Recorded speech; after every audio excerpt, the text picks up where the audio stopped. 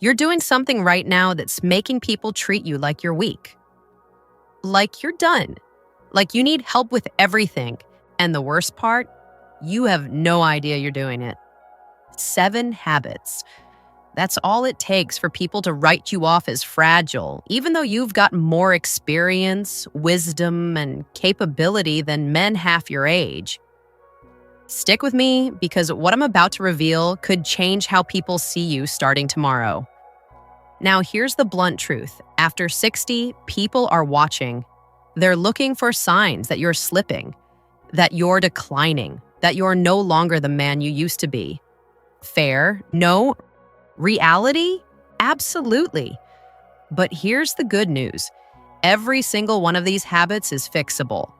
Once you know what they are, you can course correct immediately, and suddenly, people start treating you with the respect and attention you actually deserve. I've actually put together a 60-second masculinity test that will show you exactly which area needs your attention first. The link will be in the comment section and the description area. So let's dive into the first one. And I guarantee you've seen this in other men, maybe even caught yourself doing it. Habit number 1, letting your body atrophy. I'm talking about the shuffling walk, the soft, limp handshake. The way you move like every step is negotiable. Here's what people don't tell you. Gait speed and grip strength are the fastest ways people assess your vitality. Research shows that how fast you walk and how firm your grip is are strong predictors of your overall health and survival. People intuit this without even thinking about it. So when you shuffle into a room and offer a handshake that feels like holding a wet towel, you've just told everyone, I'm in decline. Picture this. You're at a family gathering. Your nephew introduces you to someone. You extend your hand and it's weak. No pressure, no confidence. That person just made a mental note. This guy's fragile. If you felt this happening, drop a comment and say, guilty. Now here's the fix. Train your legs. Walk faster on purpose. Carry your own groceries. Use a hand gripper while watching TV. The goal isn't to become a bodybuilder. It's to keep your gait speed and grip strength trending up and not down. Now, even if you've got strong legs and a firm grip, you could still be sending weakness signals with the way you hold yourself. And that's shown in habit number 2. Shrinking your posture. Hunched shoulders, closed chest, hands glued to your pockets like you're trying to disappear. The research on power posing might be debated, but the perception research is clear. Expansive postures make you look dominant and capable. Contractive postures make you look defeated. Think about the last time you were in a waiting room. The guy slouched in the corner, arms crossed, staring at his shoes. Nobody approaches him. Nobody engages him. He's invisible. Now think about the guy sitting upright, chest open, shoulders back, taking up space. People notice him. They defer to him. Same age, different posture, completely different treatment. But there's a fix. Chest up, shoulders back. Occupy your space when you sit or stand. You've earned the right to take up room in this world. Act like it. If you're sitting right now watching this, sit up. Feel the difference? Comment, I felt that if you just adjusted your posture. But even with perfect posture, you can undo all of it the moment you open your mouth. That's habit number 3. Speaking weak, mumbling, trailing off mid-sentence. Chronic upspeak, where every statement sounds like a question. Never projecting your voice. Lower, steadier pitch in men is consistently read as more dominant and competent. You don't need a radio announcer voice, but a thin, breathy, apologetic delivery costs you status instantly. Picture this. You're at a restaurant. The waiter asks what you'd like. You mumble something, voice trailing off, eyes down. The waiter leans in. Sorry, what was that? Now you're repeating yourself, and everyone at the table just watched you get small. Men, have you done this? Comment "too real" if this hit close to home. Now here's the fix. Articulate. Slow down. End your sentences decisively. Project your voice like you expect people to listen, because they should. Practice this tomorrow. Order your coffee like you mean it. Give directions like you're certain. Speak like someone who's been on this planet for 6 decades and knows a thing or two. Now you can master all 3 of these and still torpedo your social standing with the next habit. And this one's sneaky because it feels comfortable. Habit number 4, withdrawing into isolation. Disappearing socially gets read as fragility, and it wrecks your health. Social isolation in older adults is tied to higher mortality, worse cognitive outcomes, and increased disability. But beyond the health data, here's the social reality. People notice when you've got no tribe, when nobody mentions your name, when you're not part of anything, and they make assumptions. He's withdrawn because he can't keep up anymore. Think about it. When someone asks, "What's Bob been up to?" and the answer is, "I don't know. Haven't seen him in months." What's the unspoken conclusion? Bob's done. Now here's the fix. Maintain a social schedule like it's medication. Weekly lunches, men's groups, volunteer work, a standing poker game, something regular where people expect to see you. You don't need a massive social circle, you just need consistent contact so people remember you're still in the game. And if you're wondering whether your social presence is strong enough, or if it's one of your weak spots, that 60-second masculinity test I mentioned will tell you exactly where you stand. The link to take the test is in the comment and description area. It's free. And listen, if this is hitting home, hit that subscribe button right now.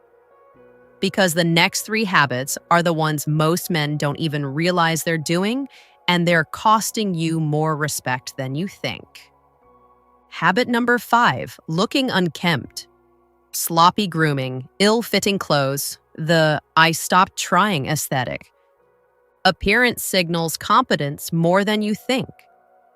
Research links grooming and fit to perceived professionalism and even your own body image, which affects how you carry yourself. And here's the brutal truth from forms and surveys. Poor hygiene and bad fit are instant credibility killers. People see you and think, "He's given up." Picture this. You show up to a casual gathering. Your shirt's 2 sizes too big because you bought it 15 years ago. Your shoes are scuffed. Your hair looks like you cut it yourself in the dark. People are polite, but they're not listening when you talk. The good thing is, it also has a fix.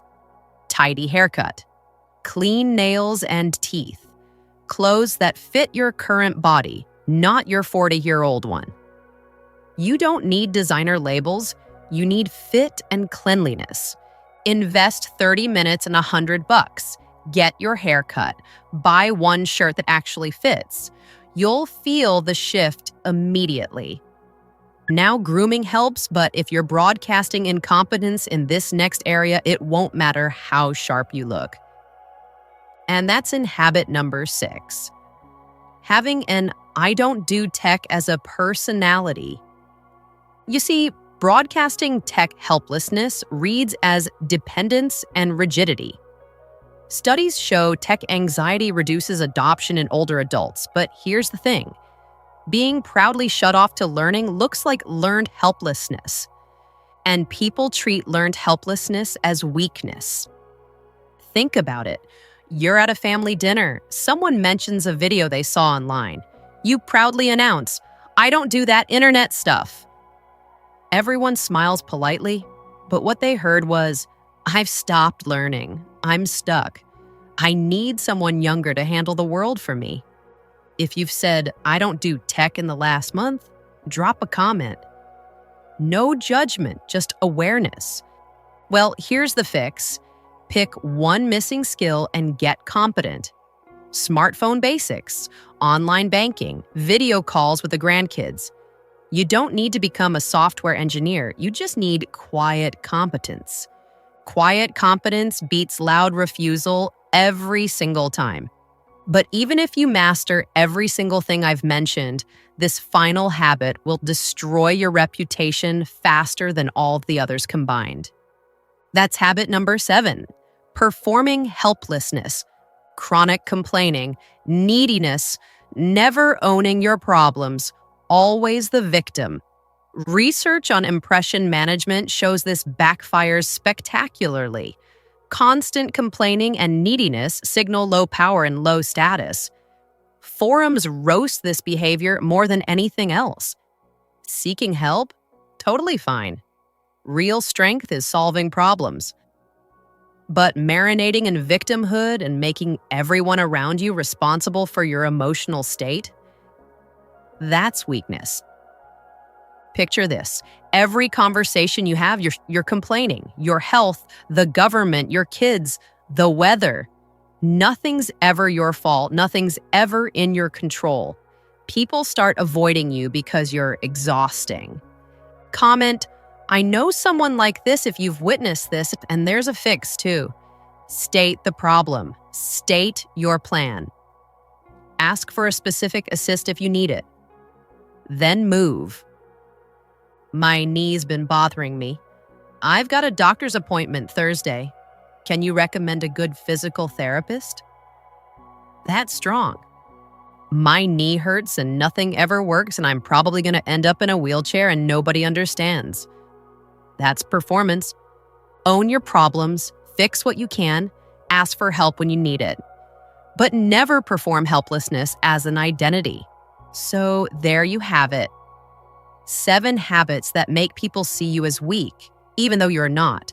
Train your body, stand tall, speak with authority, stay social, look sharp, learn new skills, own your problems. None of this is complicated. None of it requires you to become someone you're not. It just requires awareness and small, consistent corrections. Because here's the truth. You've got the experience, you've got the wisdom, you've got the stability that younger men are still figuring out. Don't wreck it with habits that make people think you're done. You're not done, not even close. But the world needs to see that. Now, here's what I want you to do. Take the 60-second masculinity test. It's a simple 15-question assessment that measures where you stand in the 3 pillars of masculine strength: power, presence, and peace. Here's how it works. Answer 15 honest yes or no questions.